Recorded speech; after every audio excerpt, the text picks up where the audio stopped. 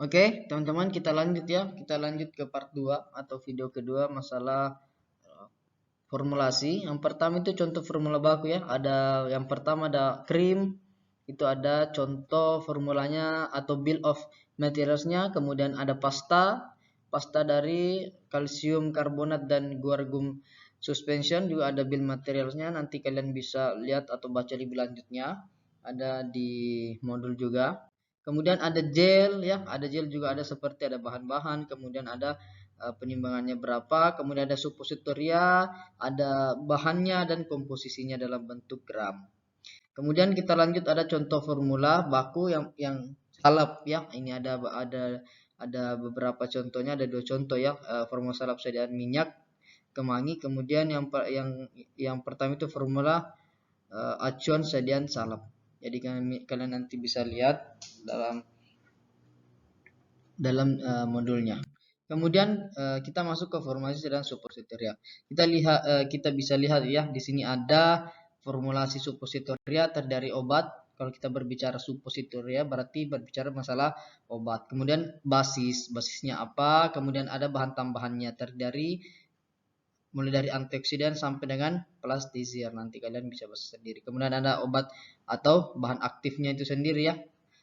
Bahan aktifnya harus terabsorpsi lewat mukosa rektal sehingga nanti berarti ini merupakan suppositoria rektal atau anus. Kemudian sampai dengan lokal terapi ya, pengaruh oleh pH berarti dia ini lokal terapi artinya terapi atau efek terapi dari obat ini kemudian cuma di situ saja atau lokal ya. Jadi efek terapinya lokal bukan secara menyeluruh. Kemudian kita lihat ada sifat bahan aktifnya itu ada sifat fisikanya. Kemudian kalau kita berbicara sifat fisika berarti secara fisik yang kemudian apa yang kita lihat misalnya bentuknya, kemudian warnanya dan teman-temannya. Kemudian ada karakteristik kelarutan, kemudian aktivitas fisikokimia pada eksipien potensial ya. Kemudian kita lanjut basis supo. Nah, kita masih ke ini ya, kesediaan suppositoria. Yang pertama basis supo. Basis supo mempunyai peranan penting dalam pelepasan.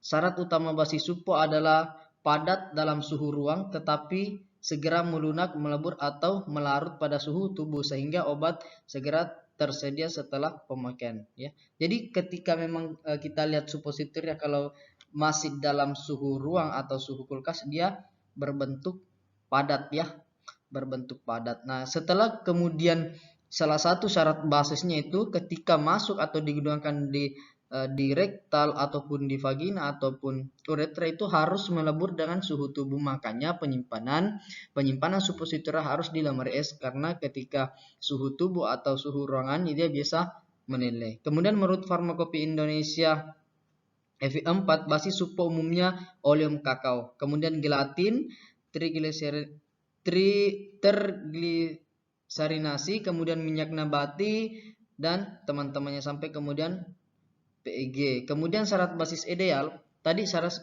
basis supo, sekarang syarat basis idealnya. Yang pertama melebur pada temperatur rektal ya. Berarti ini adalah suppositoria rektal. Kalau misalnya dia vagina berarti melebur pada temperatur vagina. Kalau misalnya dia suppositoria uretra berarti dia melebur pada temperatur uretra. Kemudian tidak toksik, tidak iritasi dan tidak sensitisas. Jadi memang harus tidak toksik ya, harus tidak beracun, kemudian tidak mengiritasi tempat atau tujuan atau di mana dia digunakan. Kemudian kompatibel dengan berbagai obat. Kompatibel artinya bisa dikombinasi dengan berbagai obat. Kemudian tidak berbentuk atau metastabil. Jadi bentuknya harus sesuai dengan kegunaannya. Jangan sampai bentuknya seperti tablet, maka pada saat penggunaannya akan susah ya, karena harus dimasukkan ke keruban di belakang. Kemudian mudah dilepas dari cetakan. Karena suppositoria itu ada cetakannya ya. Jadi setelah ketika digunakan atau basis yang kemudian kita pilih itu ketika ambil dalam cetakan itu harus mudah dilepas. Jangan sampai pas kita mau ambil dari cetakan malah susah untuk terlepas. Kemudian memiliki sifat pembasahan. Kemudian bilangan airnya tinggi ya. Kemudian stabil secara fisika kimia. Kemudian selama penyimpanan Jadi dia harus stabil secara fisika kimia pada saat penyimpanan di dalam kulkas. Artinya tidak ada perubahan fisik dan tidak ada perubahan kimia yang kemudian mengganggu atau mempengaruhi efektivitas dari supos tersebut. Kemudian dapat dibentuk dengan tangan, kompresi atau mesin. Jadi pada saat basis yang dipilih ini, kalau misalnya tidak mau kita menggunakan tangan atau manual dalam pembentukannya, berarti basis itu harus bisa dibentuk. Tapi memang secara idealnya harus menggunakan alat ya atau mesin. Kemudian tipe basis supo, yang pertama basis berlemak, yaitu oleum kakao. Berarti kalau kita berbahas masalah basis yang berlemak, berarti dia oleum kakao, basis oleum kakao. Kemudian basis larut air itu PEG dengan berbagai BM, gliserol, gelatin dan sebagainya. Kemudian basis campur air itu surfaktan ya, ada surfaktan yang kemudian sehingga dia bisa bercampur dengan air. Kemudian non basis itu ada tablet solv dan kapsul gelatin. Nah, berarti kalau tidak mempunyai basis berarti dia solv kapsul gelatin. Artinya kapsulnya itu terbentuk atau dibuat dari gelatin biasanya. Kemudian pemilihan basis berdasarkan efek. Supo untuk tujuan sistemik ya. Yang pertama, zat aktif dapat terdispersi dengan baik dan dapat dilepas dari sediaan. Seperti tadi ya. Bahwa zat aktif yang kemudian kita pilih harus terdispersi dengan baik. Harus bisa diserap dengan oleh tubuh dengan baik. Kemudian jika zat aktif larut air, gunakan basis lemak dengan kadar air rendah supaya kenapa menggunakan kadar air rendah, karena pada saat proses pembuatannya pemilihan basisnya itu tidak larut basisnya atau zat aktifnya tidak larut,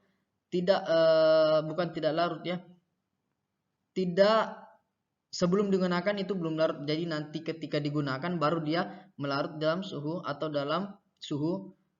tubuh atau rektal ataupun vagina dan uretra. Kemudian jika zat aktif larut lemak, gunakan basis larut air dengan penambahan surfaktan. Kenapa harus dikebalikannya? Karena seperti tadi, jangan sampai belum digunakan dia sudah melarut terlebih dahulu. Makanya ketika zat aktifnya larut lemak, berarti kita menggunakan basis larut air supaya nanti pada saat penggunaan baru kemudian larut dalam suhu tubuh. Kemudian untuk meningkatkan homogenitas zat aktif bisa dilarutkan dalam pelarut atau dihaluskan dulu.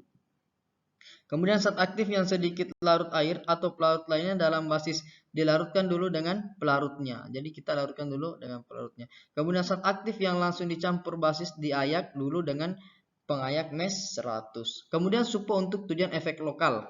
Ini efek sistemik, artinya secara menyeluruh. Ini efek secara lokal. Kemudian untuk hemoroid kemudian anestetik lokal dan antiseptik, tidak untuk diabsorpsi ya. Kemudian kalau kita berbicara secara lokal. Kemudian basis tidak diabsorpsi, melebur dan melepaskan obat secara perlahan-lahan. Jadi kalau efek lokal harus setelah dimasukkan harus melebur secara keseluruhan, tidak perlahan-lahan. Kemudian basis melepas obat pada dosis memadai dalam waktu 21 per jam dan melepas semua obatnya 4 sampai 6 jam. Jadi ini proses pelepasannya atau pelepasan zat aktifnya harus obatnya pelepasannya 4 sampai 6 jam. Kemudian pilihan basis untuk efek lokal. Kita lihat dulu basis apa yang kira-kira cocok untuk support tujuan efek lokal. Kemudian obat harus bisa didistribusi secara homogen dalam basis suppo. Jadi ketika sudah digunakan atau sudah dalam proses pemasukan suppo ke tujuannya, berarti homogenitasnya harus bagus saja ketika ingin didistribusi ke tujuannya ya. Kemudian pemilihan zat aktif dapat diabsorpsi mencapai kadar terapi melalui mukosa rektum. Nah, ketika kita ingin melihat zat aktifnya apa, yang pertama kita harus lihat ya, zat aktifnya harus dapat diabsorpsi. Kemudian absorpsi zat aktif per oral buruk atau adanya efek samping pada saluran cerna. Kemudian zat aktif untuk efek setempat ya, karena jangan sampai mempengaruhi tujuan atau bisa berefek ke tempat-tempat yang lain, bukan cuma yang dituju. Kemudian zat aktif tidak tahan pH saluran cerna atas polipeptida kecil. Makanya kenapa dia dimasukkan dimasukkan ke dalam rektal karena pada saat penggunaannya